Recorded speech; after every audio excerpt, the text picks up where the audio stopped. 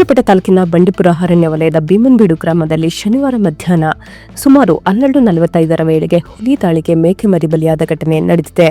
ಘಟನೆಯ ಕುರಿತು ಗ್ರಾಮಸ್ಥರು ಅರಣ್ಯ ಇಲಾಖೆಯ ಸಿಬ್ಬಂದಿಗೆ ಮಾಹಿತಿ ನೀಡಿದ್ದರೂ ಸುಮಾರು 1 ಗಂಟೆ ಬಳಿಕ ಸ್ಥಳಕ್ಕೆ ಆಗಮಿಸಿದ್ದ ಸಿಬ್ಬಂದಿ ಯಾವುದೇ ರೀತಿಯ ಅಗತ್ಯ ಉಪಕರಣಗಳಿಲ್ಲದೆ ಕೇವಲ 3 ಮಾತ್ರ ಬಂದು ಪರಿಶೀಲನೆ ನಡೆಸಿದ್ದಾರೆ ಎಂದು ಗ್ರಾಮಸ್ಥರು ಆರೋಪಿಸಿದ್ದಾರೆ.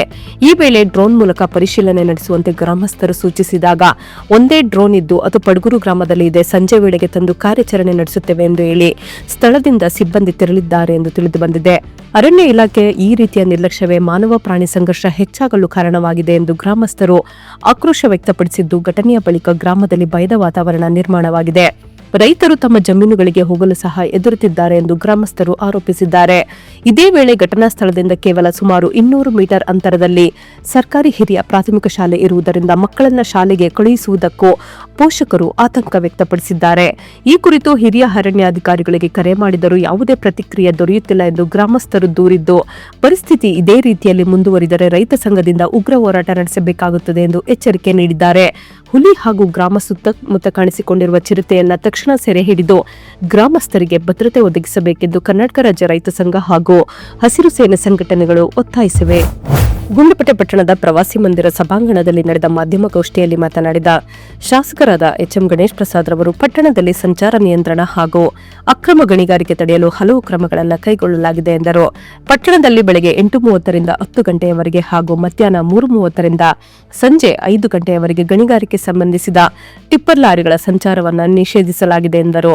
ಕೊತ್ತಲವಾಡಿ ಗ್ರಾಮದಿಂದ ಅಕ್ರಮವಾಗಿ ಸಾಗಾಣಿಕೆ ಆಗುತ್ತಿರುವ ಕಪ್ಪು ಕಲ್ಲು ಸಾಗಣೆಗೂ ತಡೆ ನೀಡಲಾಗಿದೆ ಎಂದರು. ಯಾವುದೇ ರೀತಿಯ ಅಕ್ರಮ ಸಾಗಣೆ, ಅತಿ ವೇಗದ ಟಿಪ್ಪರ್ ಚಾಲನೆ ಅಥವಾ ನಿಯಮ ಉಲ್ಲಂಘನೆ ಕಂಡುಬಂದರೆ ಕಠಿಣ ಕಾನೂನು ಕ್ರಮ ಕೈಗೊಳ್ಳುವಂತೆ ಅಧಿಕಾರಿಗಳಿಗೆ ಸೂಚಿಸಲಾಗಿದೆ ಎಂದರು.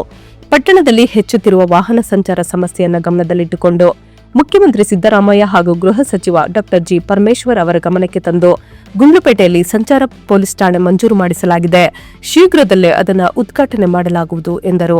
ಗುಂಡ್ಲುಪೇಟೆ ಸಾರ್ವಜನಿಕ ಆಸ್ಪತ್ರೆಯಲ್ಲಿ ಆಂಬ್ಯುಲೆನ್ಸ್ ಕೊರತೆ ಇರುವುದರಿಂದ ಅಧಿಕಾರಿಗಳೊಂದಿಗೆ ಚರ್ಚೆ ನಡೆಸಲಾಗಿದೆ. ಆಸ್ಪತ್ರೆಯ 2 ಆಂಬ್ಯುಲೆನ್ಸ್ಗಳಲ್ಲಿ 1 ರಿಪೇರಿಯಲ್ಲಿದ್ದು ಅದನ್ನು ಶೀಘ್ರದಲ್ಲಿ ಸರಿಪಡಿಸಲು ಸೂಚಿಸಲಾಗಿದೆ ಎಂದರು. ಬೇಗೂರು ಆಸ್ಪತ್ರೆಯಲ್ಲಿ ಆಂಬ್ಯುಲೆನ್ಸ್ ಕೊರತೆ ಕುರಿತು ಆರೋಗ್ಯ ಸಚಿವರಿಗೆ ಪತ್ರ ಬರೆಯಲಾಗಿದೆ. ಶೀಘ್ರದಲ್ಲೇ ಹೊಸ ಆಂಬ್ಯುಲೆನ್ಸ್ ನೀಡುವುದಾಗಿ ಭರವಸೆ ನೀಡಲಾಗಿದೆ. ತಾತ್ಕಾಲಿಕವಾಗಿ 108 ಆಂಬ್ಯುಲೆನ್ಸ್ ಸೇವೆ ಮೂಲಕ ಸಮಸ್ಯೆ ಪರಿಹರಿಸಲಾಗುತ್ತಿದೆ ಎಂದರು. ಪತ್ರಿಕಾಗೋಷ್ಠಿಯಲ್ಲಿ ಕಬ್ಬಳ್ಳಿ ಮಹೇಶ್, ಬ್ಲಾಕ್ ಅಧ್ಯಕ್ಷ ಪಿ ರಾಜಶೇಖರ್, ಕೆರೆಹಳ್ಳಿ ನವೀನ್, ರಂಗುಪುರ ನಾಗರಾಜ್, ಚಾಮುಲ್ ನಿರ್ದೇಶಕ ಕೆ ನಂಜುಂಡ ಪ್ರಸಾದ್, ಕಾಡಾ ಅಧ್ಯಕ್ಷ ನಂಜಪ್ಪ, ಪುರಸಭಾ ಸದಸ್ಯರು, ಸ್ಥಳೀಯ ಮುಖಂಡರು, ಪಕ್ಷದ ಕಾರ್ಯಕರ್ತರು ಹಾಗೂ ಮಾಧ್ಯಮ ಮಿತ್ರರು ಉಪಸ್ಥಿತರಿದ್ದರು. ಗುಂಡ್ಲುಪೇಟೆ ಪುರಸಭಾ ವ್ಯಾಪ್ತಿಯ ವಾರ್ಡ್ ನಂಬರ್ 17ರ ಕುರುಬರ ಬೀದಿಯಲ್ಲಿ ಕುಡಿಯುವ ನೀರು ಸರಿಯಾಗಿ ಪೂರೈಕೆ ಆಗುತ್ತಿಲ್ಲ ಎಂಬ ಸಾರ್ವಜನಿಕರ ದೂರು ಹಿನ್ನೆಲೆಯಲ್ಲಿ ಪುರಸಭೆಯ ಮುಖ್ಯಾಧಿಕಾರಿಗಳು ಖುದ್ದಾಗಿ ಸ್ಥಳಕ್ಕೆ ಭೇಟಿ ನೀಡಿ ಪರಿಶೀಲನೆ ನಡೆಸಿದರು. ವಾಟರ್ಮ್ಯಾನ್ ಜೊತೆಗಿರಿಸಿಕೊಂಡು ಸ್ಥಳಕ್ಕೆ ತೆರಳಿ ಜಂಟಿಯಾಗಿ ಪರಿಶೀಲನೆ ನಡೆಸಿದ ವೇಳೆ ಪೈಪ್ಲೈನ್ ಬ್ಲಾಕ್ ಆಗಿರುವುದು ಕಂಡುಬಂದಿದೆ. ಇದರ ಪರಿಣಾಮವಾಗಿ ಅಲ್ಲಿನ ನಿವಾಸಿಗಳಿಗೆ ಸರಿಯಾದ ನೀರು ಪೂರೈಕೆ ಆಗುತ್ತಿಲ್ಲವೆಂದು ಸಾರ್ವಜನಿಕರು ದೂರಿದ್ದರು. ಈ ಹಿನ್ನೆಲೆಯಲ್ಲಿ ಸಮಸ್ಯೆಯನ್ನು ತಕ್ಷಣ ಪರಿಹರಿಸಲು ಪೈಪ್ಲೈನ್ ಅನ್ನು ನಾಳೆಯೇ ತುರ್ತಾಗಿ ದುರಸ್ತಿಪಡಿಸುವಂತೆ ಕಿರಿಯ ಅಭಿಯಂತರರಿಗೆ ಮುಖ್ಯಾಧಿಕಾರಿಗಳು ಆದೇಶ ನೀಡಿದ್ದರು. ತಾತ್ಕಾಲಿಕವಾಗಿ ಸಮಸ್ಯೆ ನಿವಾರಣೆಗಾಗಿ ಆ ಬೀದಿಗೆ ಬೋರ್ವೆಲ್ ಮೂಲಕ ನೀರು ಬಿಡಲಾಗಿದೆ. ಇದರಿಂದ ಅಲ್ಲಿನ ಸಾರ್ವಜನಿಕರು ಸಂತೋಷ ವ್ಯಕ್ತಪಡಿಸಿದ್ದು, ಪುರಸಭಾ ಅಧಿಕಾರಿಗಳಿಗೆ ಧನ್ಯವಾದಗಳನ್ನು ತಿಳಿಸಿದ್ದಾರೆ. ಇದೇ ವೇಳೆ ವಾಟರ್ಮ್ಯಾನ್ ಕೆಲಸವನ್ನು ಸರಿಯಾಗಿ ನಿರ್ವಹಿಸುತ್ತಿಲ್ಲ ಎಂಬ ದೂರು ಕಂಡುಬಂದಿದ್ದು, ಸಂಬಂಧಿಸಿದ ನೀರು ಗಂಟಿಯಾದ ಚಂದ್ರು ಅವರಿಗೆ ನೋಟಿಸ್ ಜಾರಿ ಮಾಡಿ ಕ್ರಮ ಕೈಗೊಳ್ಳುವುದಾಗಿ ಪುರಸಭಾ ಮುಖ್ಯಾಧಿಕಾರಿಗಳಾದ ಶರವಣರವರು ತಿಳಿಸಿದ್ದಾರೆ. ವಾರದಿಂದ ನೀರು ಬರ್ತಾನೆ ಇರಲಿಲ್ಲ, ನೀರು ತುಂಬಾ ತೊಂದರೆ ಆಯಿತು. ನಾವು ಅದನ್ನ ಮೇಲಾದ ನಮ್ಮ ಚೀಫ್ ಆಫೀಸರ್ಗೆ ಹೇಳಿದ ತಕ್ಷಣ ಪಾಪ ಅವರೇ ಖುದ್ದಾಗಿ ಬಂದು ನೀರು ಬಿಡಿಸಿ ಎಲ್ಲ ಅನುಕೂಲ ಮಾಡಿಕೊಟ್ಟಿದೆ ಸರ್. ತುಂಬಾ ಥ್ಯಾಂಕ್ಸ್ ಸರ್. ಗುಂಡ್ಲುಪೇಟೆ ಪಟ್ಟಣದಲ್ಲಿ ಶುಕ್ರವಾರ ಹೋಳಿ ಹಬ್ಬವನ್ನು ಯುವಕರು ಹಾಗೂ ಸಾರ್ವಜನಿಕರು ಸಂಭ್ರಮದಿಂದ ಆಚರಿಸಿದ್ದಾರೆ. ಪರಸ್ಪರ ಬಣ್ಣಗಳನ್ನು ಎರಚಿಕೊಂಡು ಹಬ್ಬದ ಖುಷಿಯನ್ನು ಹಂಚಿಕೊಂಡಿದ್ದಾರೆ. ನಗರದ ವಿವಿಧ ಬೀದಿಗಳಲ್ಲಿ ಯುವಕರು ಗುಂಪುಗಳಾಗಿ ಸೇರಿ ಬಣ್ಣಗಳೊಂದಿಗೆ ಆಟವಾಡಿ ಸಂಭ್ರಮಿಸಿದ್ದು, ಹೋಳಿ ಹಬ್ಬದ ಹಿನ್ನೆಲೆ ಪಟ್ಟಣದ ಕೆಲವು ಬಡಾವಣೆಗಳಲ್ಲಿ ಯುವಕರು ಸಂಗೀತದ ಜೊತೆ ಕುಣಿದು ಸಂಭ್ರಮಿಸಿದ ದೃಶ್ಯಗಳು ಕಂಡುಬಂದಿವೆ. ಪುಟ್ಟ ಮಕ್ಕಳು ಸಹ ಈ ಹಬ್ಬದಲ್ಲಿ ಉತ್ಸಾಹದಿಂದ ಪಾಲ್ಗೊಂಡು ಬಣ್ಣಗಳ ಆಟದಲ್ಲಿ ತೊಡಗಿದ್ದು, ಸ್ನೇಹ, ಸೌಹಾರ್ದತೆ ಹಾಗೂ ಸಂತೋಷದ ಸಂಕೇತವಾದ ಹೋಳಿ ಹಬ್ಬವನ್ನ ಎಲ್ಲರೂ ಒಗ್ಗಟ್ಟಿನಿಂದ ಆಚರಿಸಿರುವುದು ವಿಶೇಷವಾಗಿತ್ತು. ಗುಂಡ್ಲುಪೇಟೆ ಪಟ್ಟಣದ ಈದ್ಗಾ ಮೈದಾನದಲ್ಲಿ ರಂಜಾನ್ ಹಬ್ಬದ ಪ್ರಯುಕ್ತ ಆಯೋಜಿಸಲಾಗಿದ್ದ ಸಾಮೂಹಿಕ ಪ್ರಾರ್ಥನೆಯಲ್ಲಿ ಭಕ್ತರು ಹೆಚ್ಚಿನ ಸಂಖ್ಯೆಯಲ್ಲಿ ಭಾಗವಹಿಸಿ ಈದ್ ಅಲ್ ಫಿತರ್ ಹಬ್ಬವನ್ನು ಸಂಭ್ರಮದಿಂದ ಆಚರಿಸಿದರು. ಈ ಸಂದರ್ಭದಲ್ಲಿ ಗುಂಡ್ಲುಪೇಟೆ ಶಾಸಕರಾದ ಎಚ್ಎಂ ಗಣೇಶ್ ಪ್ರಸಾದ್ ರವರು ಭಾಗವಹಿಸಿ ಮುಸ್ಲಿಂ ಬಾಂಧವರಿಗೆ ಈದ್ ಅಲ್ ಫಿತರ್ ಹಬ್ಬದ ಶುಭಾಶಯಗಳನ್ನು ತಿಳಿಸಿದರು.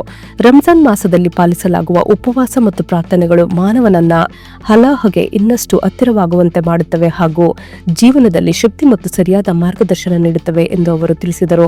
ಈ ಸಂದರ್ಭದಲ್ಲಿ ಎಲ್ಲರಿಗೂ 2026ರ ಈದ್ ಅಲ್ ಫಿತರ್ ಹಬ್ಬದ ಶುಭಾಶಯಗಳನ್ನು ತಿಳಿಸಿ ಸಮಾಜದಲ್ಲಿ ಸೌಹಾರ್ದತೆ ಮತ್ತು ಶಾಂತಿ ನೆಲೆಸಲಿ ಎಂದು ಹಾರೈಸಿದರು. ಗುಂಡ್ಲುಪೇಟೆ ತಾಲೂಕಿನ ದೇಶಪುರ ಗ್ರಾಮದಲ್ಲಿ 17 ವರ್ಷದ ಅಪ್ರಾಪ್ತ ಬಾಲಕಿ ಆಂಬ್ಯುಲೆನ್ಸ್ನಲ್ಲಿಯೇ ಹೆಣ್ಣು ಮಗುವಿಗೆ ಜನ್ಮ ನೀಡಿದ ಘಟನೆ ನಡೆದಿದೆ. ಕಳೆದ 3 ದಿನಗಳಿಂದ ತೀವ್ರ ಹೊಟ್ಟೆನೋವು ಕಾಣಿಸಿಕೊಂಡ ಹಿನ್ನೆಲೆಯಲ್ಲಿ ಪೋಷಕರು ಬಾಲಕಿಯನ್ನ ಗುಂಡ್ಲುಪೇಟೆಯ ಸಾರ್ವಜನಿಕ ಆಸ್ಪತ್ರೆಗೆ ಕರೆದೊಯ್ದಿದ್ದರು. ವೈದ್ಯರು ಹೆಚ್ಚಿನ ಚಿಕಿತ್ಸೆಗೆ ಚಾಮರಾಜನಗರದ ಸಿಮ್ಸ್ ಆಸ್ಪತ್ರೆಗೆ ಕಳುಹಿಸುವಂತೆ ಸೂಚಿಸಿದ ಹಿನ್ನೆಲೆಯಲ್ಲಿ ಆಂಬ್ಯುಲೆನ್ಸ್ನಲ್ಲಿ ಸಾಗಿಸಲಾಗುತ್ತಿತ್ತು. ಈ ವೇಳೆ ಮಾರ್ಗ ಮಧ್ಯ ಬಾಲಕಿಗೆ ಹೆರಿಗೆ ನೋವು ಕಾಣಿಸಿಕೊಂಡು ಆಂಬ್ಯುಲೆನ್ಸ್ನಲ್ಲೇ ಹೆಣ್ಣು ಮಗುವಿಗೆ ಜನ್ಮ ನೀಡಿದ್ದಾಳೆ.